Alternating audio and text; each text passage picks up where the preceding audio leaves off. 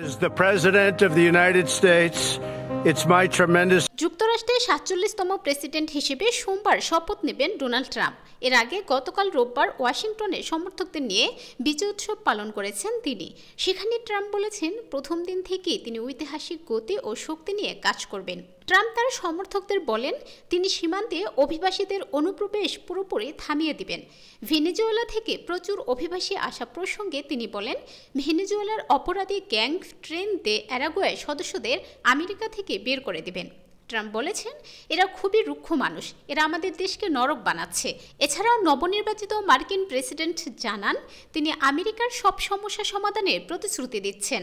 President হওয়ার পরই প্রথম কয়েকদিনে তিনি একের পর এক প্রশাসনিক নির্দেশ জারি করবেন। ট্রাম্প বলেন, আমার প্রথম দিন হবে আপনাদের জন্য সেরা দিন, প্রথম সপ্তাহ হবে সবচেয়ে বড় সপ্তাহ এবং প্রথম ১০০ দিন হবে অসাধারণ প্রথম ১০০ দিন।